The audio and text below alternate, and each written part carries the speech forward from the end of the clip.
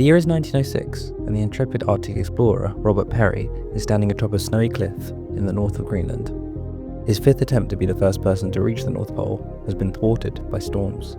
The unfavourable weather is making an already dangerous mission impossible. Saddened by yet another failed expedition to reach the top of the Earth, Peary has instead decided to travel west to a largely unexplored bit of land, hoping that at least maybe he'll discover something there that will make his arduous journey somewhat worthwhile.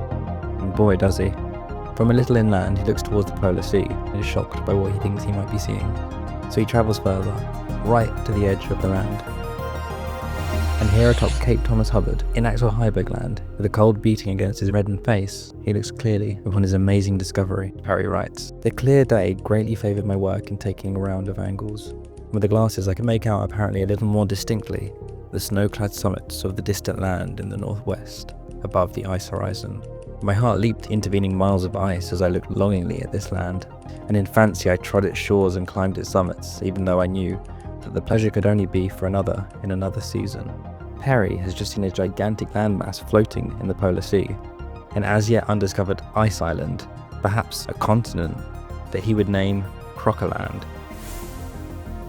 And so the word spread that up in the Arctic lay one of the last uncharted landmasses on Earth. In 1906, with even the furthest reaches of the Earth becoming explored and mapped, the age of explorers was coming to an end.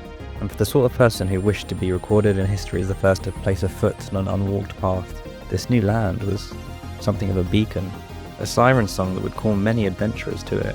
And by the end of the story, sadly, one of the men who goes looking for this land will be murdered in cold blood by one of his companions, left to be buried by the snow. But not before it's discovered that the whole island has vanished without a trace.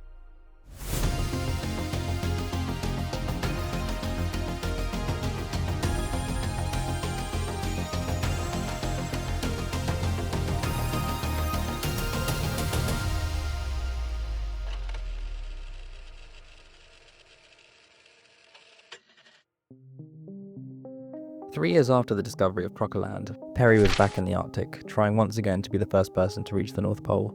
This expedition had proved a little harder to finance than the previous ones, as his financial backer George Crocker, whom he named his discovered land after, was unwilling to fund yet another trip. Crocker at the time was using a lot of his considerable wealth in San Francisco after an earthquake devastated the area. But eventually, Peary found the money elsewhere, a significant portion being provided by the National Geographic Society, and so he travelled back up into the Great White Unknown. Theodore Roosevelt bade the explorer farewell at a dinner at Oyster Bay, and crowds came down to the docks to cheer as the ship got underway. This trip was much more successful. And not to beat around the snow-buried bush, it was on this 1909 expedition that Robert Peary, along with Matthew Henson, an African-American explorer from Maryland, who accompanied Peary on numerous expeditions, and four Inuits, Igingwa, Uta, Siglu, and Ukwa, became the first men to reach the North Pole. "The pole at last," Peary writes. "The prize of 3 centuries. My dream and goal for 20 years. Mine at last." Once again, exploration of Crocker Land would have to be left for another day, as the prize of this particular journey was, of course, the North Pole. So Peary travelled back to America, his name written in permanent marker in history books as the man who, in his own words, nailed the stars and stripes to the North Pole. And here perhaps is where you would think the story might end, but in fact, it's where the story begins. I like to imagine a scene back in New York. Gentlemen adventurers are sitting in a room whose walls are covered in exotic pelts and the air is thick with cigar smoke. They are waiting expectantly to hear word on Peary's journey. One of the men sits down on a squeaky red leather armchair and picks up a copy of a newspaper and reads a headline which drops his jaw to the polished oak floor. Wait, Cook is the first man to reach the North Pole. Who on earth is Cook? Well, Frederick Cook was another explorer. At this point he'd made something of a name for himself as an adventurer, however, nothing to compare to the decorated and respected explorer Peary was. Cook had served as a doctor for Peary on the 1891 expedition in Greenland. This trip had sparked a passion in Cook for Arctic exploration, and subsequently, he had become the first person to reach the peak of Denali in 1906. Next year, he returned to the Arctic, and without much fanfare or making many people aware of his plan beforehand, he and 2 Inuit guides, Atukashu and Arwella, had apparently reached the North Pole in 1908, a full year before Peary. So apparently, They were the actual first men to accomplish this feat. The three had got stuck in a snowstorm on their way back down and had to bunker down for months. Cook's long disappearance had actually led some to believe he had perished on the journey, but no, he was quite alive. And on September 1st, 1909, from the Shetland Islands telegraph station, Cook wired the New York Herald the message, "Reach North Pole, April 21st, 1908. Now you can imagine Peary was not pleased to hear this, and it wasn't long before he went from displeasure to discrediting. You see, according to Peary, Cook was a big old liar. He heard the news about Cook's accomplishment as he sailed back down from the north, and we can read in the book True Story of Peary and Cook about this moment. One may readily understand the bitter, the almost unbearable disappointment of Commander Peary when there was brought to him, as almost the first news from his native land, the announcement that Cook had outstripped him by a year. It meant that he had fulfilled an ambition that had inspired him from boyhood, only to find himself outdistanced in the final stretch. Under this torturing sensation, Peary rushed 2 telegrams to America before he had seen or talked with a relative or an advisor. The first telegram was to his wife, and the other to the Associated Press. Said the former message, delayed by gale, "Don't worry about Cook. Inuits say Cook never left sight of land. Tribe confirms." The dispatch to the Associated Press read, "Indian Harbour, Labrador, by wireless via Cape Ray, NF. September 7. To Associated Press, New York. I have nailed the Stars and Stripes to the North Pole. This is authoritative and correct. Cook's story should not be taken too seriously. The 2 Inuits who accompanied him say he went no distance north, and not out of sight of land. Other members of the tribe corroborate their story. Robert E. Peary." Later he sent the following to New York. "Do not trouble about Cook's story or attempt to explain any discrepancies in his statement. The affair will settle itself. He has not been to the pole on April 21st, 1908, or at any other time. He has simply handed the public a gold brick. These statements are made advisedly, and I have proof of them. When he makes a full statement of his journey over his signature to some geographical society or other reputable body, if that statement contains the claim that he has reached the pole, I shall be in position to furnish material that may prove distinctly interesting reading for the public. Robert E. Peary." Now at the same time, Cook was being wined and dined and celebrated in Denmark as the first man to reach the top of the planet, and it's here he first hears of Peary's reaction, and at first Cook reacts very cordially. Cook accepts Peary's story, shouts hurrah, calls Commander his friend. But the headlines keep coming, and in a situation very similar to how drama seems to go on the internet today, all hell breaks loose. Peary also reached the North Pole, found no trace of Cook. Dr. Cook gains friends. French scientists not inclined to discuss the rival cases. Ridiculed in England. Some facts will be made plain. Harry Whitney sees no more reason for doubting Cook's achievement. Peary tells the world he has found North Pole, no trace to show that Dr. Cook issues sweeping denial. Feud of explorers arouses scientists. Arctic Club plans to protect Cook. Explorers Club hears from Peary. Sverdrup defends attitude of Cook. Captain Osborne fires hot shot at Peary. Opinions of French on feat is divided. President Taft says, "It's great." Cook turns tables, says Peary's speed is impossible. Cook's wife may leave Explorer. London is with Peary. Newspapers seem to accept Cook was nervous, heard of Peary's success and wanted to tell his no evidence. The back and forth continues for years. In explorers clubs around the world, people were choosing sides, then changing sides, and it was all getting rather messy. Was Peary just bitter at being beaten? Was Cook's story too good to be true? It was hard to say. We read further in the true story of Cook and Peary. More and more bitterly raised the controversy until the 2 explorers stood in the position of calling each other thieves as well as liars. The 2 Inuit guides who travelled alongside Cook were contacted by Peary and asked to draw on a map where they had travelled with him, and they supposedly drew this path, not reaching anywhere near the pole really. So in 1911, Cook released his book, My Attainment of the Pole, and when writing about the slander he was receiving in the press, he writes, "There was a faked map, copied from Sverdrup, which was made to appear as though drawn by Inuits. The best answer to this whole problem is that it's from the same tongues with which Mr. Peary tried to discredit me has come a much more formidable charge against Mr. Peary. For those same Inuits have since said, without quizzing from me, that Mr. Peary never got to the pole and that he never saw Crocker Land." And here's where Crocker Land re-enters the picture. You see, in Cook's accounts, he said he thought at one point he may have seen Crocker Land on his journey, which he really should have, given his supposed path would have gone right past it. But he wrote that the mist made it impossible to confirm anything. What he did report seeing much further north was another landmass, which he named Bradley Land after his sponsor John R. Bradley. How could it be possible that Cook could not spot Crocker Land, the giant landmass he supposedly passed right by? And more than that, what's this talk of the Inuits saying it didn't exist at all? It seemed that there was only one thing for it. Someone else needed to go verify Crocker Land's existence. If it was there after Cook said he didn't see it, well, that just about puts a nail in the coffin of Cook's claim. And vice versa, if it wasn't there, well, Cook suddenly looks a lot more reliable and Peary starts looking shady. So up stepped Donald Macmillan to the job.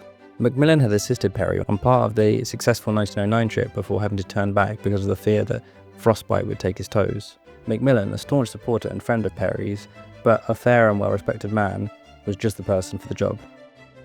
And so the goal was clear. We sail to Crocker Land. Now, just to be clear, this wasn't just about sorting out the mess with regards to who first put 2 feet on top of the earth. As author David Welke, who was an expert in this expedition, puts in an interview with National Geographic. By 1910 to 1912, what was left unexplored in the world?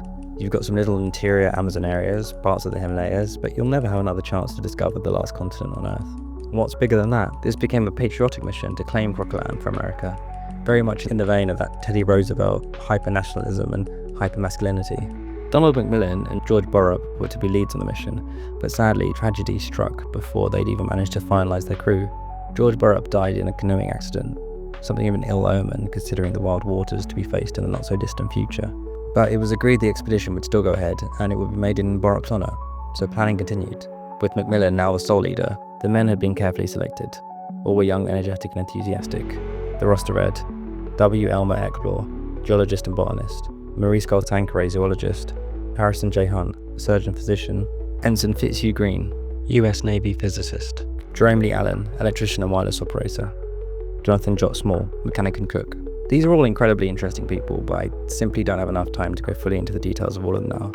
But to give you a little backstory on 2 that will become particularly key in the story, I'd like to quote from this National Geographic interview with author and historian Dr. David Welke, whom I briefly mentioned a moment ago. He wrote the book, A Wretched and Precarious Situation, in Search of the Last Arctic Frontier, which goes into far greater detail on the Crocker Land expedition than I will be in this video today, so do check out his book if this video piques your interest. On Donald Macmillan, David Welke writes, Macmillan was born in Maine, a child of the American North, who has been neglected in the pantheon of American explorers. He imagined himself a scientist, who was interested in birds, biology and anthropology, a kind of polyglot. He had a rough childhood. He grows up in Provincetown, Massachusetts. His father, Neil, was a ship captain, and when Macmillan was about 9 years old, his father sailed north to pick up some cod, and the ship went down somewhere off the coast of Newfoundland. His mother tries to hold the family together, but they can't pay the rent, and she dies when he's about 11. He bounced around between various families and eventually has to relocate back to Maine. He has to scrape by on his own, and so goes diving for pennies that tourists toss in the water, collects flowers to sell, and works his way through Bowdoin College. He idolised his father as this man of the sea, and wanted to be like him. Peary craves fame. Macmillan is a modest person who views himself as more of a scientist than the glory-hunting pole seeker. He tries for years to get on Peary's expedition. When he finally went north and arrived in Greenland, he saw all these amazing places that he'd read about. He spoke of catching Arctic fever. He loved the people, the landscape, the plants, the birds. Everything about it excited him. And on Fitzhugh Green, David Welke writes, he was born in St. Joseph, Missouri, to a family with an illustrious history, which had fallen downward into the lower middle class. His mother was a pushy woman who convinced Fitzhugh that he was destined for greatness. He's clearly a bright, intelligent guy. Is he a once-in-a-century talent? I don't think so. He joins the Navy and serves at sea mostly in the Caribbean, but is driven by his mother's belief that he will be great, and so becomes an explorer.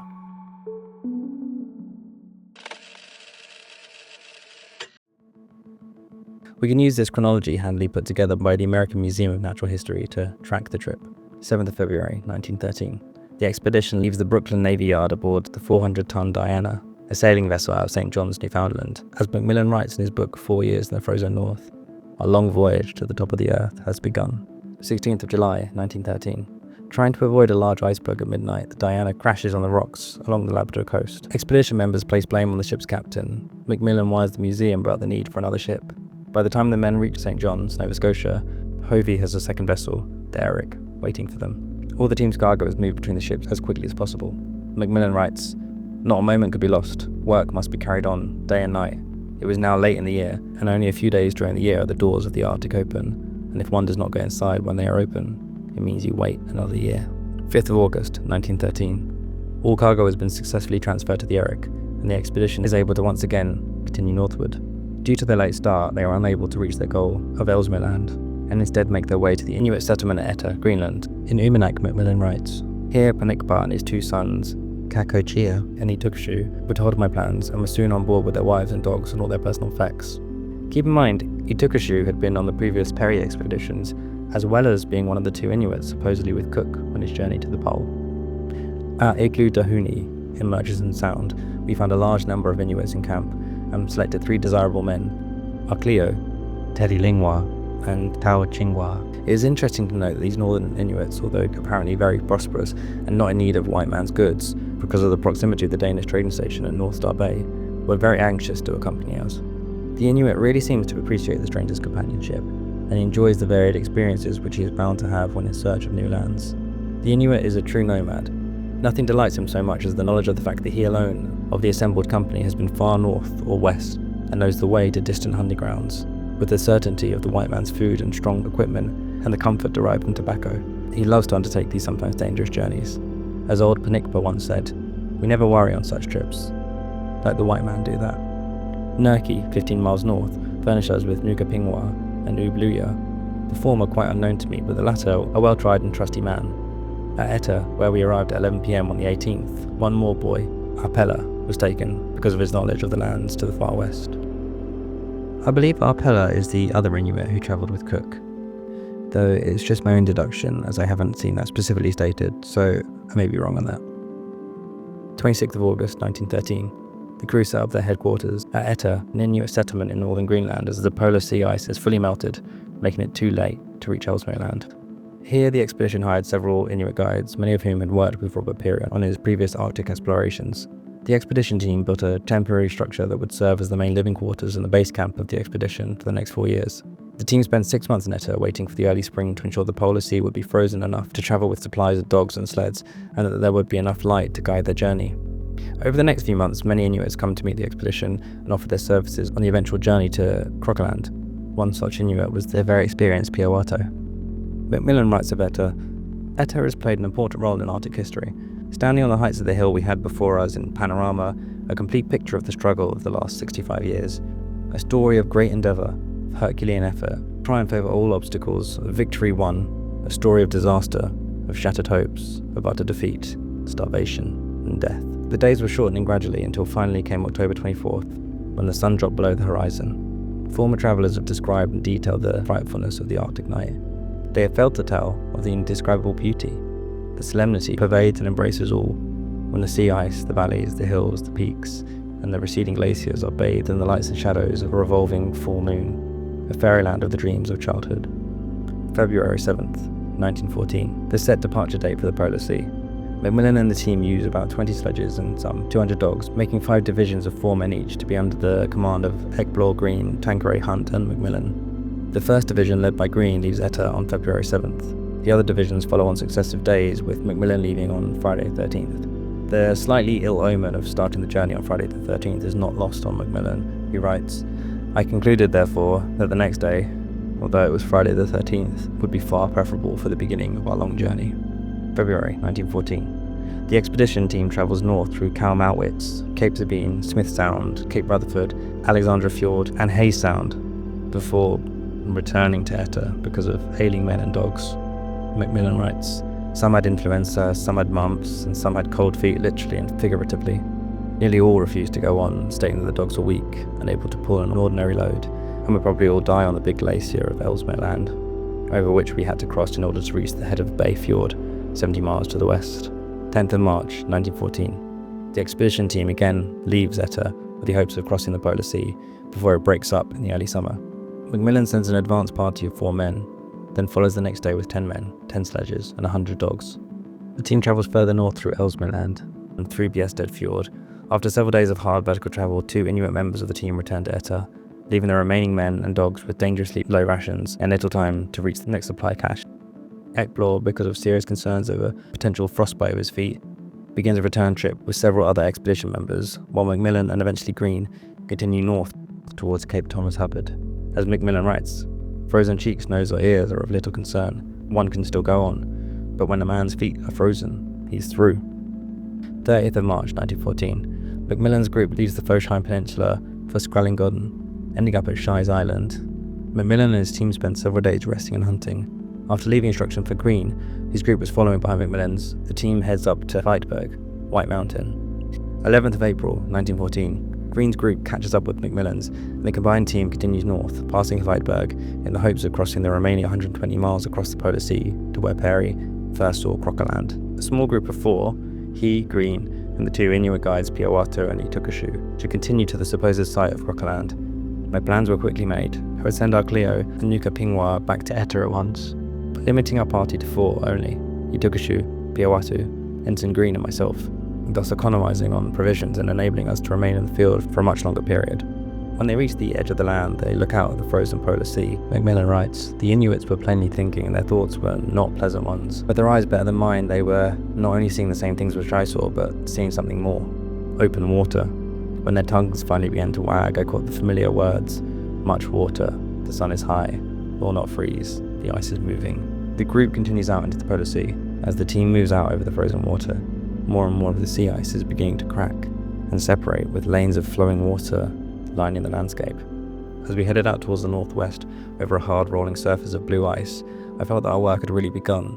The 500 miles were but the path leading up to our fieldwork.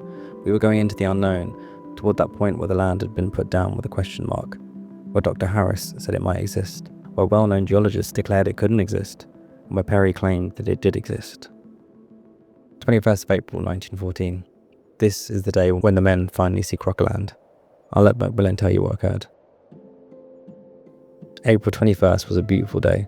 All mist was gone, and the clear blue of the sky extended down to the very horizon. Green was no sooner out of the igloo than he came running back, calling through the door, "We have it!" Following Green, we ran to the top of the highest mound. There could be no doubt about it. Great heavens, what a land. Hills, valleys, snow-capped peaks extending through at least 120 degrees of the horizon. I turned to Piawatu anxiously and asked him toward which point we should better lay our course. After critically examining the supposed landfall for a few minutes, he astounded me by replying that he thought it was Pujok, mist. Itukushu offered no encouragement, saying, "Perhaps it is." Green was still convinced that it must be land. At any rate, it must be worth watching. As we proceeded, the landscape gradually changed its appearance and varied in extent with the swinging around the sun. Finally, at night, it disappeared altogether. As we drank a hot tea and gnawed the pemmican, we did a good deal of thinking. Could Peary, with all his experience, have been mistaken? Was this mirage which had deceived us the very thing which had deceived him 8 years before? If he did see Crocker Land, it was considerably more than 120 miles away, for now we were at least 100 miles from shore, with nothing in sight. Our prayer now was for clear, cold weather and good going. It was answered. On the morning of the 22nd, the thermometer stood at 31 below zero. The air was clear as crystal. Green got a latitude of 81.52 and a longitude of 103.32. The men travel further out to the polar sea for a few days to be sure there is definitely nothing out there. When they get 150 miles northwest of Cape Thomas Hubbard, Macmillan writes, "Observations on these 2 days put us ahead of our dead reckoning in latitude 82.30, longitude 108.22, 150 miles due northwest from Cape Thomas Hubbard. We had not only reached the brown spot on the map, but were 30 miles inland. You can imagine how earnestly we scanned every foot of the horizon. Not a thing in sight, not even our almost constant travelling companion, the mirage. We were convinced that we were in pursuit of Will-o'-the-Wisp, ever receding, ever changing, ever beckoning. It was late in the year.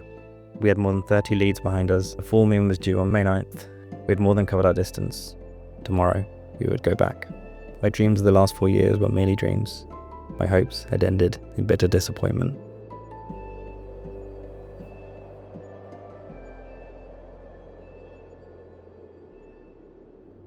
The group begins their return trip, following their previous trail. Macmillan writes at this time, "Throughout the day, the mirage of the sea ice, resembling in every particular an immense land, continued to mock us. It seemed so near, and so easily attainable, if we would only turn back." They get back to land and eventually stumble across Peary's encampments and cairns, and finding new lookout points on Axel Heiberg Land, they again look out where Crocker Land should be. Macmillan writes, "We now turned eagerly to an examination of the polar sea. Peary stood here in June 1906, and from this very spot he saw what resembled land lying to the northwest, 120 miles distant. The day was exceptionally clear, not a cloud or trace of mist. If land could be seen, now was our time. Yes, there it was. It could even be seen without a glass, extending from southwest true to north-northeast. Our powerful glasses, however, brought out more clearly the dark background in contrast with the white, the whole resembling hills, valleys and snow-capped peaks to such a degree that, had we not been out in the frozen sea for 150 miles, we would have staked our lives upon its reality. Our judgment then, as now, is that this was a mirage, or loom, of the sea ice." 4th of May 1914. During the next several days of travel, the small team encountered a severe blizzard along the coastline of Hylonis, and after an extended period of stranded hibernation, Green and Piawatu set out in the blizzard to find possible food and southern trail lines. Miller writes, 3 days' food now remained upon our sledges. I decided to send Green and Piawatu to survey and explore the 25 miles of the unknown coastline of Hylonis, while he took a shoe and I ran to Cape Colgate to secure the farthest north record as fair drop. The sky had an ominous appearance in the morning. The long-delayed snowstorm was certainly coming. It was now blowing and drifting. A 2 or 3 days delay here, consuming what little food we did have, would be fatal to our plans. We must move, and move at once. Telling Green to proceed down the coast 2 marches and back in 1, he took a show and I headed north for the dugout, calling back, "Goodbye, Piawatu." Above the sound of the drifting snow, I heard his faint reply in broken English, and saw him turn toward the south. In an hour, we realised that there were more comfortable places in the world than the northern shore of Hylonis in a blizzard. Unable to see for swirling snow, and at times fighting for breath, we groped our way along under the cliffs towards a shelter. Was it possible for Itukushu to find the old igloo, this side of the dugout? Repeatedly, the violence of the wind was such that our dogs could not move an inch. With faces protected from the icy blast by burying them in our sleeping robes on top of the sledges, we slowly pushed our way from point to point. Long after I thought we had passed the igloo and were well on our way to the dugout, a yell from the native announced that he had stumbled upon it. The roof had fallen in and it was full of snow, but it was still a home, as any hole would have been under such conditions. By vigorous use of feet and hands, it was soon cleared out. Our grass bags were crammed into the door opening, the blue flame was lit, and the storm was over as far as we were concerned. After waiting out the storm for a while, Macmillan writes, frequent visits to the peephole brought forth the same reply from Itukushu. Impossible. Our food was nearly gone. Our dogs had not been fed for 2 days. If there was the slightest chance of making the dugout 10 miles to the south, we would try it. For hours and hours, we lay listening to the distant roar of wind and driving snow, until I could stand it no longer. Let's try it, I suggested to Itukushu, who grinned and replied, yes, let's try it. May 2nd and 3rd were typical of the Cape. Strong winds and drifting snows. On the morning of the 4th, I began to worry over the continued absence of Green and Piawatu. 6 days had elapsed, and I'd given them only 3 days' food. Where could they be, and what could have happened? So consistently did I watch the point on the north throughout the day that the picture is still in my mind. The broken ice, the sloping shore, the high bluff, the white hill. Late in the afternoon, a black dot appeared on the horizon. As the dot approached, I could contain myself no longer. The sledge coming must be Piawatu's. I ran along the ice foot to meet the sledge. Yes, they were Piawatu's dogs. As the question, "Where's Green?" was about to burst from my lips, the driver, whose eyes were covered with large metal glasses, seemed to turn suddenly into a strange likeness of Green. He looked as if he had risen from the grave. "This is all that is left of your southern division," he said. "Piawatu's dead? Your dogs and sledge gone?" I inquired. "Yes, Piawatu is dead. My dogs were buried alive. My sledge is under the snow 40 miles away." The story was quickly told. Green, inexperienced in his handling of Inuits, and failing to understand their motives and temperament, had felt it necessary to shoot his companion. Piawatu was a faithful assistant of Peary for more than 2 years.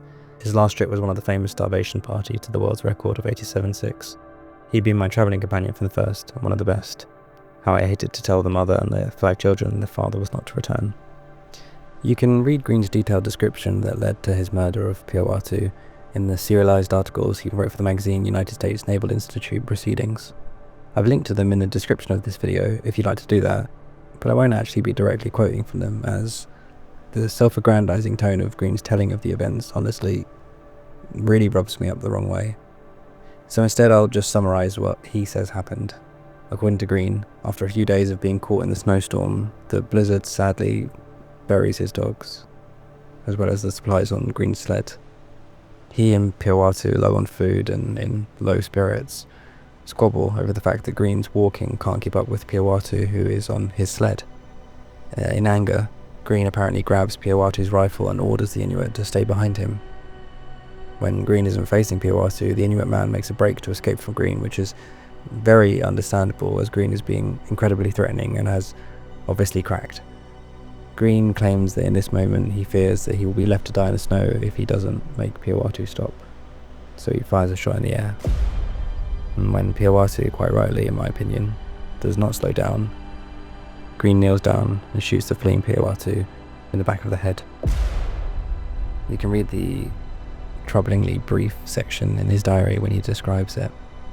He writes, "I ran after him and fired the rifle into the air. he did not stop.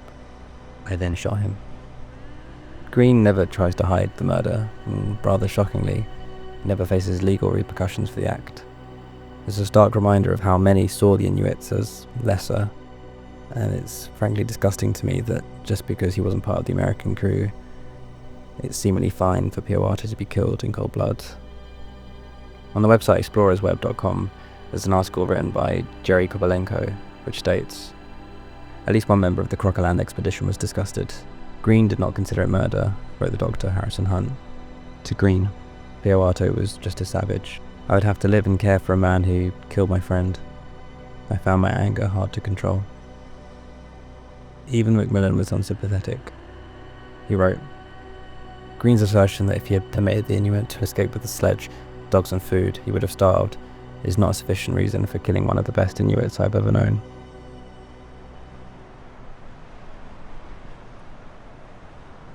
The expedition attempted to head home, but the weather turned against them and they were stranded in the region for the next 4 months. 25th of November 1914. Many months after they are able to verify that Crocker Land does not exist, they are able to get a message back to America with their findings. The New York Tribune runs on its front page the headline, "Crocker Land eludes explorers." The article also reports that the night before, when Peary, now our Rear Admiral, was told the news, he said, "I believe I sighted Crocker Land in 1906. But he said he'd await for the full report before further comment.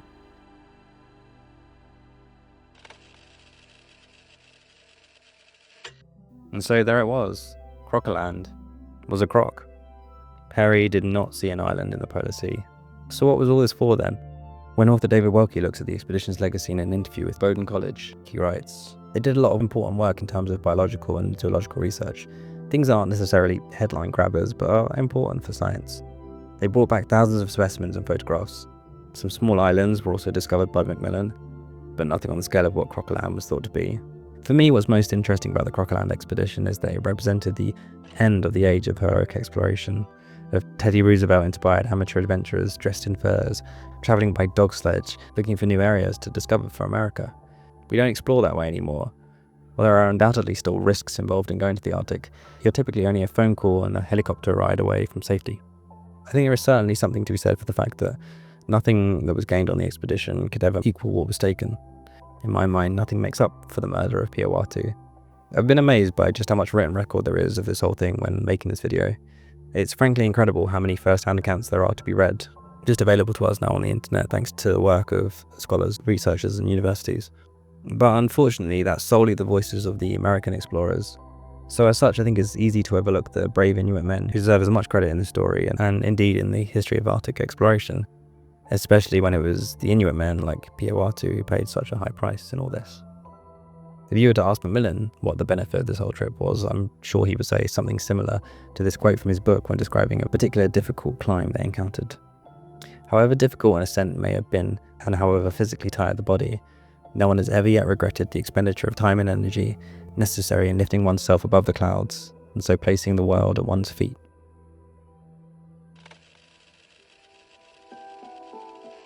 So then, the one question left, I think, is why? Why did Peary make up seeing Crocker Land? Those who would choose to believe it was all a simple misunderstanding would say he didn't make anything up, that he must have seen a Fata Morgana. A Fata Morgana is an optical illusion named after the witch in Arthurian legend. It distorts what the horizon looks like, making objects in the distance seem to stack up on top of themselves. They're often seen in polar regions, and you can understand how the snowy ground, when distorted like this, could perhaps look like a giant ice continent. This is, of course, the mirage that Macmillan and the Crocker Land expedition crew themselves saw. It seems entirely reasonable that this is what Peary saw too. But what I find hard to believe is, as seasoned an explorer as Peary was, that he wouldn't have been able to eventually see through the mirage like Macmillan and company managed to do. So, as such, I find it really far-fetched that Peary thought Crocker Land was actually there. It seems to me that the Crocker Land hoax was most likely just a little white lie about the Great White North that Peary made up to secure financial backing for another expedition, and then it snowballed. The obvious reason for this Great White hoax is that he wanted to name something after George Crocker, his financial backer, to coax more money from him, in an attempt to try once again to reach the pole. So he made up seeing a land to serve this purpose. And it seems a little short-sighted, but in my opinion, Peary saw how close people were getting to reaching the North Pole, himself included, and he knew it was only a matter of time before someone reached it. And I think the invention of Crocker Land is a desperate move to try and get money quickly, get the financial backing now, reach the pole, and deal with the consequences of making up Crocker Land later. Plus, it had been theorized by scientists that there should be a large bit of land in that sort of area. So maybe it was just like a good educated guess. Pretend you've seen something there now and name it. And when someone actually finds something there, say, oh yeah, that's what I saw. But the big thing is, if we accept he made up seeing Crocker Land, what else is he capable of lying about? You have to ask yourself, did he even reach the North Pole? Well, as reported by The Times, in the 80s, respected polar expert Wally Herbert was asked by the National Geographic Society to weigh in on the matter. They sought to settle the debate by inviting Wally Herbert to examine Peary's records in close detail and write a definitive biography of him. Although he claimed to be a great admirer of the American explorer, Sir Wally reluctantly concluded that Peary could not have reached the pole as he claimed, by travelling in a straight line, and noted that Peary's logbook was curiously blank on what he did at the pole. Some sketchy details were written on 2 loose-leaf sheets that had been inserted afterwards. Yet, what Sir Wally found hardest to swallow was Peary's account of his astonishing speed over the ice once he had dismissed the rest of his party. In conclusion, Sir Wally thought it was likely that Admiral Peary had missed his mark by some 30 to 60 miles. And, as reported by the New York Times, his final answer on whether or not Peary made it to the pole was, "It can never be anything more than a probability." If Peary and his team only missed the mark by 30 or so miles, it's still an achievement. I guess the question you have to ask yourself is, if Peary did slightly miss the mark, was he aware of that? If not, there's no harm really, but if he knew he hadn't quite made it and then said otherwise, then that's a bit of an indictment of the man. For a layperson like me, it's hard to come to a firm conclusion, so I encourage you to read more about this yourself. After all, there's a hell of a lot of information out there on the subject, and come to your own conclusion. What I will say is that when I read Peary's writings, he comes across to me as a man with a very large ego, who believed that he had the power to fight against nature and win, to take a swing at the Arctic's chin and stand above it victorious. He seems to continue to believe this even after being beaten by nature many, many, many times. The thing is, myths are powerful and they can root deep beliefs in us, all the more so if it's a myth you tell yourself about yourself. And not to armchair psychoanalyze him, but I think this quote from Peary when he was younger is very telling.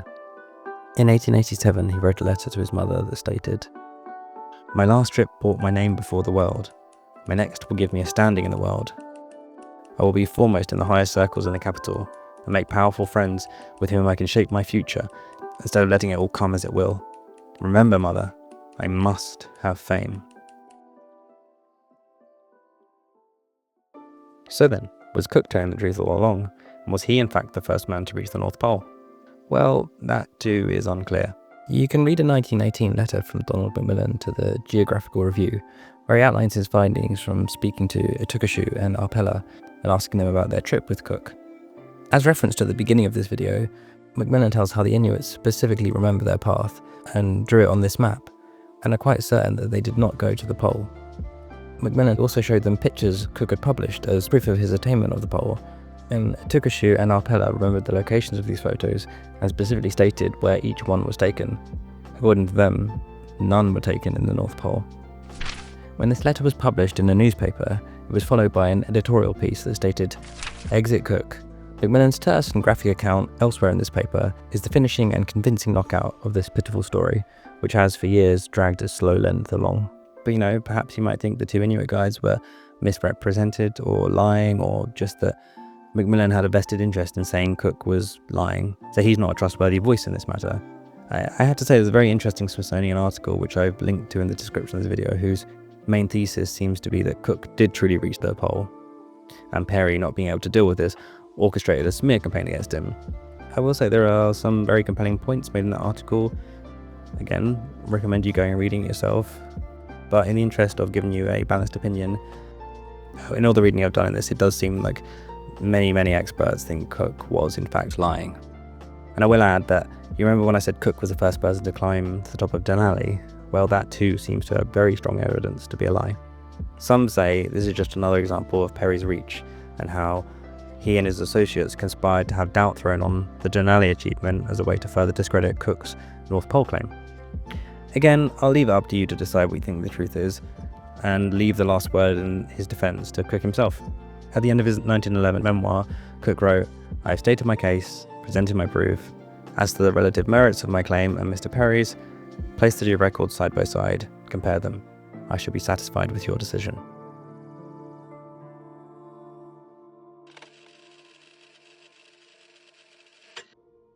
So why don't we end this story by looking over the final chapters of the two men we focused on earlier, Macmillan and Green. Sadly, Green's story ends quite darkly. To go back to that National Geographic article one last time, Dr. Welke writes, besides being energetic, hardworking and smart, he had inner demons and was painfully introspective. He writes painful poetry about the other people inside of him, about murders and dark nights. He was a fan of Edgar Allan Poe and took Poe's novel Pym to the north with him and adapted it into an unpublished short story. Nobody knows how he or she will respond in extreme situations. Once in the Arctic, Green falls apart. The Arctic nights drag him down, and he absolutely cracks. He comes home in the middle of World War I, rejoins the Navy, serves on battleships during the war, and becomes a minor war hero. But he's always chasing fame and fortune. For a time he hangs around with the great pilots of the 1920s like Byrd and Lindbergh. He marries the daughter of the man who founded General Motors, travels to Europe and Africa. But it all falls apart in the 1940s when he and his wife are arrested for being involved in a strange scheme involving a South American diplomat to acquire drugs. It's not exactly clear what, but probably opiates. They couldn't get the drugs, and Green ended up in hospital with withdrawal. Despite the facade, he was clearly in really bad shape. Simply put, he was a junkie, and probably had been for quite a while. He ended up dying soon after of heart problems. A tragic end to a tragic life. So then, what of Macmillan? Well, first can I say, as I sit here, if you hadn't heard it before, I'm really happy to be telling you his story. If we look at the use of stories as a way to educate us, impart wisdom and morals, teach us how better to live our lives by showing us the trials but also the accomplishments of others, and I think there's a lot to be learned from how Donald Macmillan lived his life. He seems to me like a man fascinated and motivated by the unknown. He went about his business with the mind of a scientist and the heart of an adventurer. And importantly, he seems to me to treat the Inuit people he encounters and travels alongside with the respect and appreciation they deserve, which unfortunately is not something that can be said for some of the other people who were exploring the Arctic at this time. Stories like his are important and shouldn't be forgotten. Here's what I'll be taking from this whole story. There may be no Crocker Land for you and me to discover, but there are always more things to learn and more things to see. Any goal you set for yourself can be your Crocker Land, and the pursuit of such things might be scary, and you might not even find what you're looking for. But if you never go looking, you miss the whole adventure. That's what I take from this expedition, and the brave people who went on it. Donald Macmillan passed away at the age of 95 in the year 1970. Please allow me to read you some parts of his obituary from the New York Times. Provincetown, Massachusetts, September 7th. Rear Admiral Donald B. Macmillan, the Arctic explorer who was the last survivor of Robert E. Peary's history-making expedition to the North Pole in 1908 to 1909, died here today in a nursing home at the age of 95. His widow Miriam survives.